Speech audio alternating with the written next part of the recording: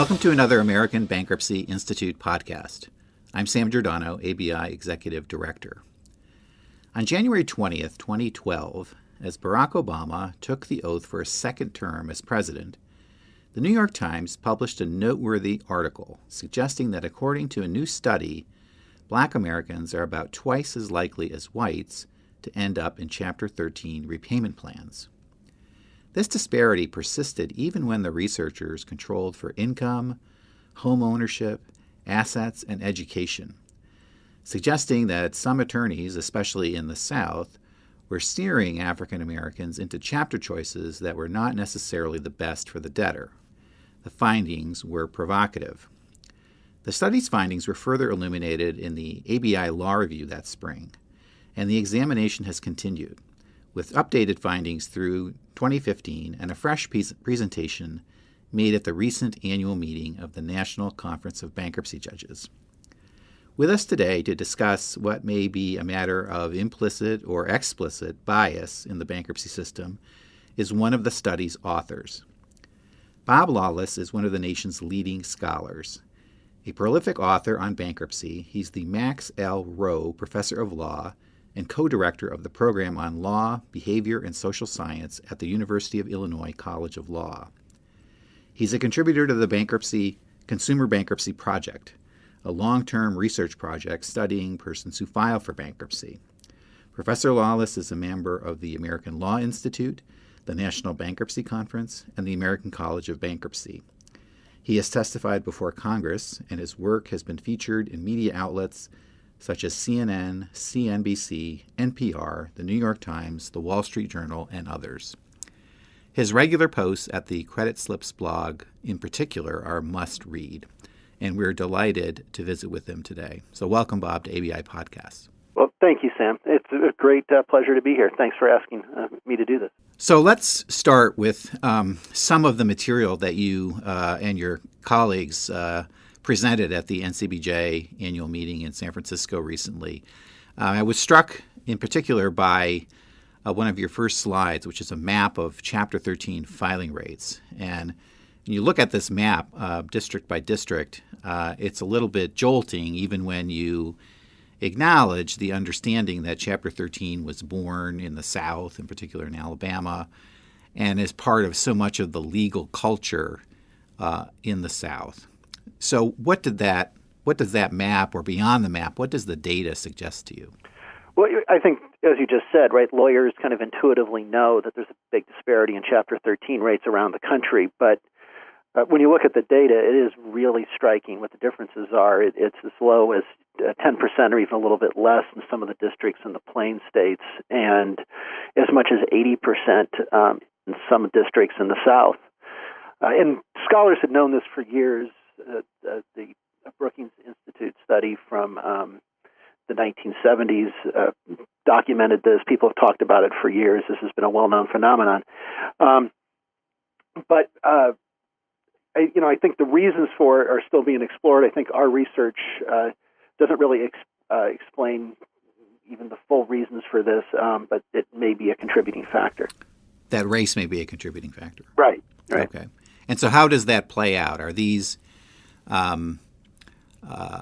people counseled by lawyers to choose Chapter 13 over Chapter 7? And why might someone do that? There are some advantages to Chapter 13 over Chapter 7. Sure, absolutely. To answer your first question, is this the result of attorneys counseling people into Chapter 13, to African Americans specifically into Chapter 13? Our data alone can't prove that one way or another. We can observe what's happening in the world, but what's happening in we can observe what's happening in the bankruptcy court, what's happening in the lawyer's office. We're not directly observing that. As you mentioned, there's a huge disparity. African Americans are about twice as likely to file Chapter 13 as compared to a similarly situated person of another race. And that's actually across all other racial identifiers. In our research, we ask people with which racial groups do you identify, and someone who checks the box African American is much more likely to be in a Chapter 13. The effect holds up even after controlling for all sorts of factors, as you mentioned, home ownership, income, assets. We asked even questions: are you able to borrow from family and friends, and and control for, if you will, even softer factors like that, and the effect holds up. The second part of the study involved a national random sample of consumer bankruptcy attorneys to whom we sent an experimental vignette.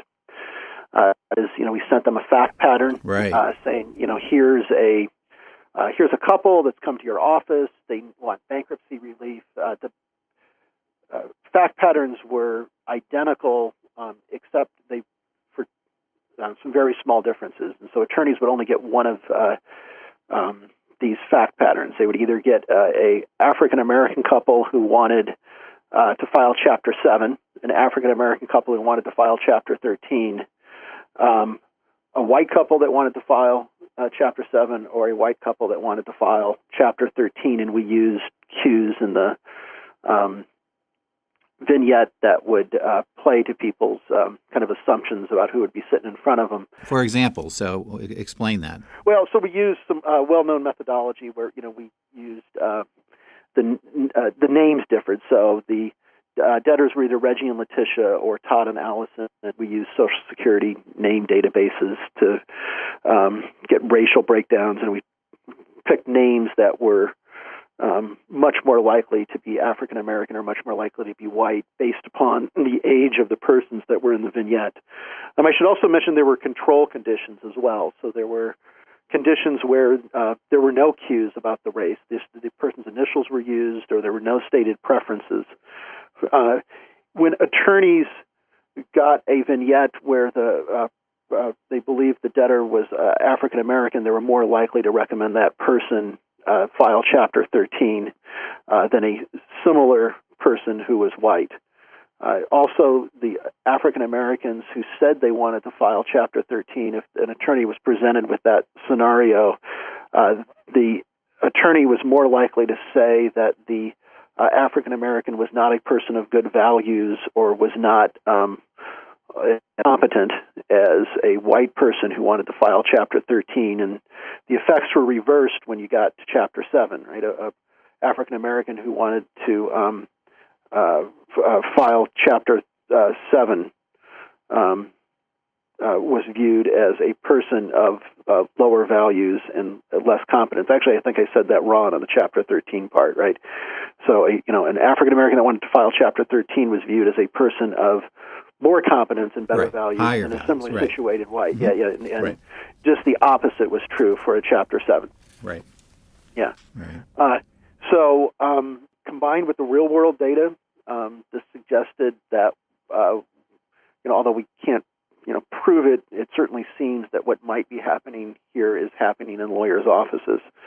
And implicit bias is a well-known phenomenon that affects all of us, that we are all a victim of our circumstances and our upbringing in some way, right? And that's true for all of us, regardless of our race, creed, or color. And we see the world through stereotypes that we've developed, and it could be that implicit bias is playing a role here. It could be that there are other dynamics going on. It's really hard to say, though, just from the data we have alone, what the causal mechanism is exactly. Exactly what's happening in the lawyers' offices. Another thing I will say also is we were very shocked when we got these results. We were the survey results, the vignette results were. So it had a much stronger effect than we really expected to find. We'd observed this real-world phenomenon, and we weren't real sure that what was happening in the lawyers' offices, but it seemed like a logical place to start to look for it. You mentioned also in the literature and in the certainly the law review published pieces some possible impact of fees and costs. I mean, Chapter 13 is more expensive. There's an ongoing duty to monitor the case and the plan performance. And do you think that lawyer compensation has anything to do with promotion of Chapter 13. I think that's probably the case. First of all, there's some other research suggesting that where no-look fees are higher, there's a higher propensity for people to be put into Chapter 13. If there's a higher no-look fee for the 13s, the filing rate of any in the race. district is Of higher. any race. Of any race, Right. just generally speaking, right? And so this was some economists that looked at this, and, Right. and this is again after controlling for a bunch of factors. We have a recent paper that's still a work in progress, where we're looking at cases where the attorney fee is paid entirely through the plan. Mm-hmm. So, we call these no money down cases, right? Where there's no money down and all the fees are being paid to the 13 plan. And there's two big drivers of that, and one is where you live and the other is what race you are. So if you are in a high Chapter 13 district, you're much more likely to be in a no money down plan. And if you're African American, you're much more likely to be in a no money down plan. And again, that's after controlling for all sorts of income and wealth effects. You put those in the high Chapter 13 districts, African Americans are much more likely than a person of another race to be in a no money down case, such that I think a lot of the effect we saw in the earlier study is being driven by these no money down cases. Mm-hmm. It could be explained by that. So, to the extent the bankruptcy world is concerned about our findings, I think thinking about how cases are monitored, how the fees are monitored might be a place to look at that. Mm-hmm. So that's interesting. So when you've presented your findings either formally at conferences and programs or informally to folks who are have the responsibility of being Chapter 13 trustees, particularly in the South, what do they say? What's their reaction? Are they as surprised? I think it's the research I think is becoming fairly well known now, such that I wouldn't say people are surprised anymore when I talk about it. Many Mm-hmm. people now have heard about it before. I think overall, the response has been positive in the sense that people, when they see a problem, want to do something about it. Mm-hmm. And the consumer bankruptcy bar is actually is a very strong bar. It's a very good bar. And when I talk with in front of consumer bankruptcy groups, the usual reaction is, well, what can we do to fix this, or what can we do to not be doing this in our offices? And one of the things I think we can be doing is having, the American Bankruptcy Institute doing podcasts to get the word out and have people being thoughtful and people talking about this at conferences and bar association meetings, and just being aware that we all bring our biases and prejudice into every interaction we have every day. And that, doesn't mean it's okay. It just means that, we have to be careful and be thinking about whether these biases are affecting what we're doing. One thing I sometimes suggest is attorneys might think about checklists about what makes a case more appropriate for a 7 versus a 13. And even if you're resistant to the findings, checklists aren't a bad idea, right? Mm-hmm. Even if you're even outside of racial effects, right? Right. Sitting down and thinking, okay, just objectively, what makes the case better for 7 versus 13? That's just good law practice. Right. The medical field has gone to checklists in a lot of cases to try to avoid implicit biases that have been found in the administration of medical treatment, and it would seem that would be a good practice for law to consider as well. Mm-hmm. Mm-hmm. Mm-hmm. Interesting. Certainly worth looking into.